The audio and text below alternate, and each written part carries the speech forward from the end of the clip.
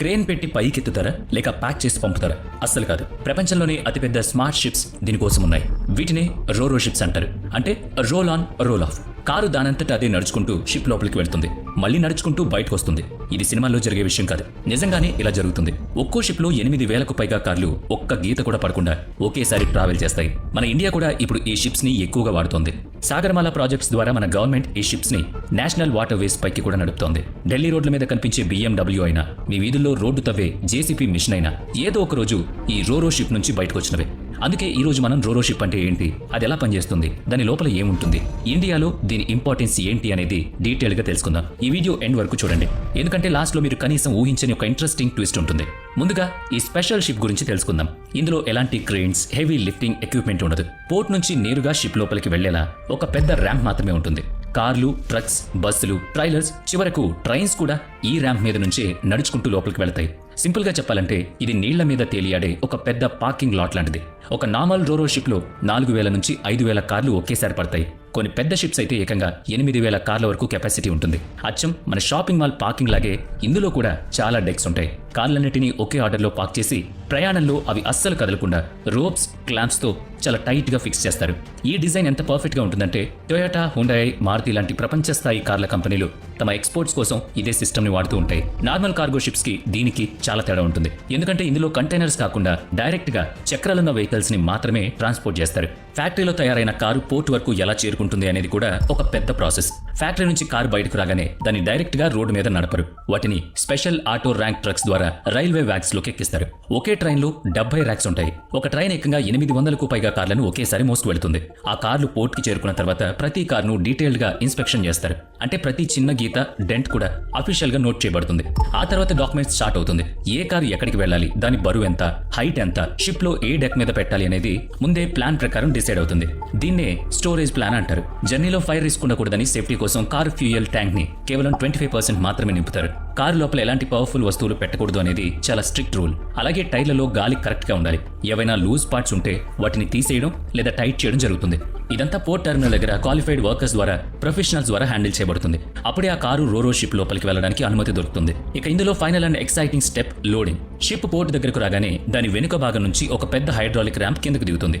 ఈ ర్యాంప్ ఎంత స్ట్రాంగ్ అంటే 500 టన్నుల బరువును కూడా చాలా ఈజీగా మోసుకొస్తుంది. ఆ తర్వాత స్టీవ్ రోడ్స్ అనే ఒక టీం రంగంలోకి దిగుతుంది.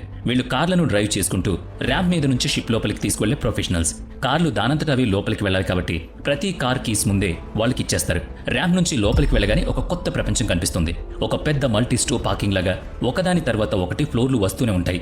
ఆ డ్రైవర్ కి స్టోవేజ్ ప్లాన్ ప్రకారం ముందే ఇన్స్ట్రక్షన్స్ ఇస్తారు. ఆ కార్ ఎగ్జాక్ట్ గా ఏ ఫ్లోర్ లోకి వెళ్ళాలి, ఏ లైన్ లో ఏ నెంబర్ దగ్గర ఆపాలి అనేది వాళ్ళకు స్పష్టంగా తెలుస్తుంది.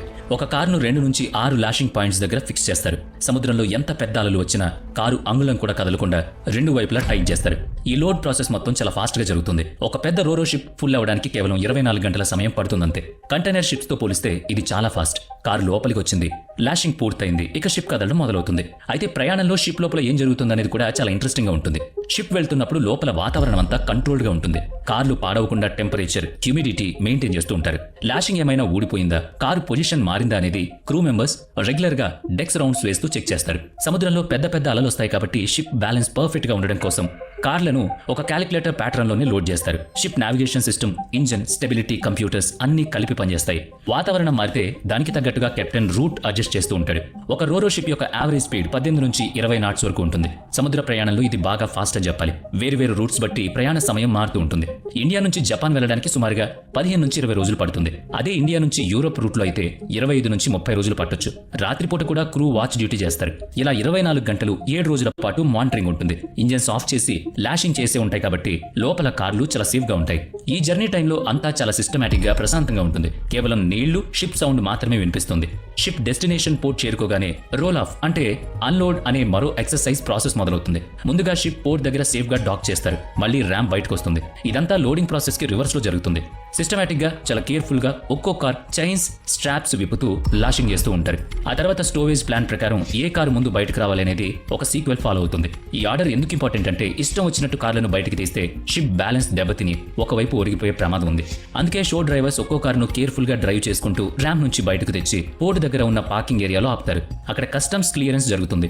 ఒక్కో దేశానికి ఒక్కో రూల్ ఉంటుంది కాబట్టి ఇంపోర్ట్ డ్యూటీ, డాక్యుమెంటేషన్ అన్ని చెక్ చేస్తారు. కస్టమ్స్ క్లియర్ అయ్యాక కార్లు బయర్స్ లేదా డీలర్స్ దగ్గరకు చేరుకుంటాయి. ఈ అన్లోడింగ్ ప్రాసెస్ కూడా చాలా ఫాస్ట్ గా, అంటే 12 నుంచి 24 గంటల్లో ఫుల్ గా పూర్తవుతుంది. ఇండియాలో అయితే ముంబై, చెన్నై, నవాషెవా లాంటి పోర్ట్స్ లో ఈ ప్రాసెస్ రెగ్యులర్ గా జరుగుతుంది. మీరు డీలర్షిప్ నుంచి కొన్న కొత్త కారు కూడా ఇలాంటి ప్రాసెస్ దాటుకుని మీ చేతికొస్తుంది. ఇకపోతే రోరో షిప్స్ అన్ని ఒకేలా ఉండవు. ఇందులో కొన్ని రకాలు కూడా ఉన్నాయి. మొదటిది ప్యూర్ కార్ క్యారియర్. ఇది కేవలం కార్లను మాత్రమే తీసుకెళ్తుంది. రెండోది pure car and truck carrier. ఇది కార్లతో పాటు ట్రక్స్, హెవీ వెహికల్స్ ని కూడా క్యారీ చేస్తుంది. మూడోది కాన్రో షిప్. ఇది ఒక హైబ్రిడ్ మోడల్, అంటే కంటైనర్స్, వెహికల్స్ రెండింటినీ ఒకేసారి మోస్తుంది. నాలుగో రకం రో ప్యాక్ షిప్. ఇది చాలా చాలా స్పెషల్. ఇందులో వెహికల్స్ తో పాటు ప్యాసింజర్స్ కూడా ప్రయాణించవచ్చు. అంటే ఇది ఒక పెద్ద ఫెర్రీ లాంటిదన్నమాట. ఇండియాలో ఈ రో ప్యాక్ సిస్టమ్ ఇప్పుడు బాగా పాపులర్ అవుతుంది. గుజరాత్లోని ఘోగా నుంచి దహేజ్ రూట్లో, అలాగే సాగరమాల ప్రాజెక్ట్ కింద గంగా, బ్రహ్మపుత్ర లాంటి నేషనల్ వాటర్ వేస్ లో కూడా రోరో సర్వీసులు మొదలయ్యాయి. రోడ్ల మీద ట్రాఫిక్ తగ్గించడానికి ఇది ఒక స్మార్ట్ సొల్యూషన్. రోడ్ల మీద 8 గంటలు పట్టే ప్రయాణం షిప్ ద్వారా కేవలం 2 గంటల్లో పూర్తవుతుంది. ఇది ఎన్విరాన్మెంట్ ఫ్రెండ్లీ కూడా, అలాగే కాస్ట్ ఎఫెక్ట్ కాబట్టి గవర్నమెంట్ దీన్ని అగ్రెసివ్ గా ప్రమోట్ చేస్తోంది. రోడ్ మీద వెళ్లే ట్రక్ ఫ్యూయల్ ఎక్కువ కాల్చడంతో పాటు రోడ్లను డ్యామేజ్ చేస్తుంది. కానీ షిప్ మీద ఒకేసారి వేలాది ట్రక్స్ వెళ్ళొచ్చు. ఈ షిప్స్ కేవలం ఇంటర్నేషనల్ వాడకానికే కాదు, ఇండియా లోపల కూడా ఒక రెవల్యూషన్ తీసుకొస్తున్నాయి. మీరు కొత్త కారు కొన్నప్పుడు అది రైల్వేలో 13,300 మైళ్లు ప్రయాణించి తర్వాత రోరో షిప్ లో సముద్రాలు దాటి మీ చేతికొస్తుందని గుర్తుంచుకోండి. ఒక రోరో షిప్ ఒక్క రోజులో వేలాది ట్రక్స్ చేసే పనిని పూర్తి చేస్తుంది. మీరు ఎవరైనా మీ కారును రోరో షిప్ ద్వారా తెప్పించుకుని ఉంటే కామెంట్స్ లో రోరో